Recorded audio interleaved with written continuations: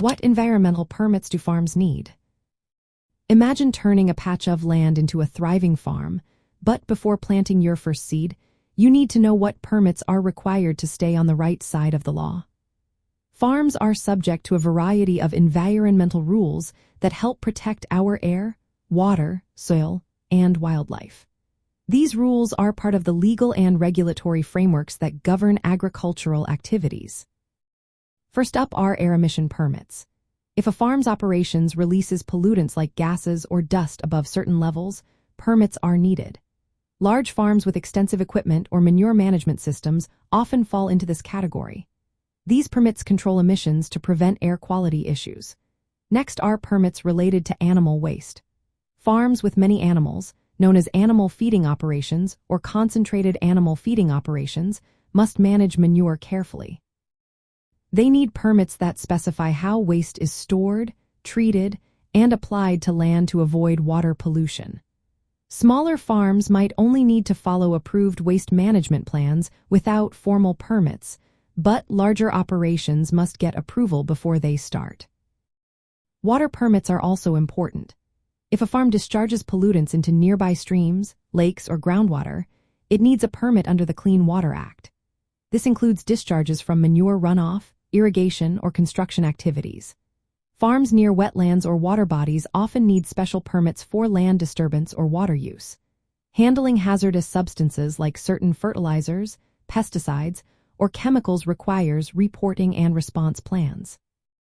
Farms must report releases of these substances and may need cleanup if there's a risk to health or the environment. Nutrient management plans are another key requirement. Many states mandate farms to develop plans that control fertilizer and manure application, reducing nutrient runoff into waterways. Farmers or applicators might also need licenses or certifications to apply certain chemicals.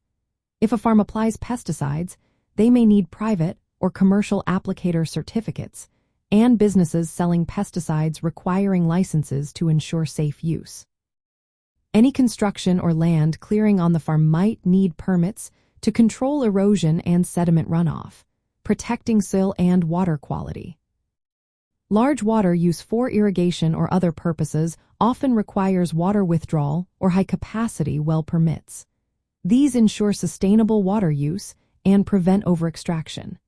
If farming activities threaten endangered or threatened species or their habitats, permits like incidental take permits may be needed. These often involve habitat conservation plans to reduce impacts.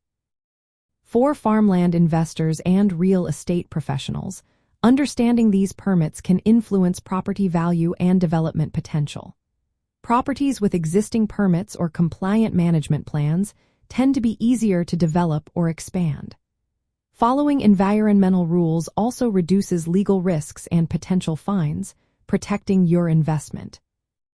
When evaluating farmland, consider the size of animal operations, proximity to water bodies, and chemical use to anticipate necessary permits. Connecting with local environmental agencies or soil conservation districts can help clarify permit requirements and best practices. Planning early for permits and management strategies can save time and money, ensuring smooth operations and compliance. In summary, farms may need permits for air emissions, animal waste, water discharges, hazardous substances, pesticide use, construction, water withdrawal, and habitat protection. The specific permits depend on farm size, activities, and location, all of which are important factors in farmland investment and agricultural trends.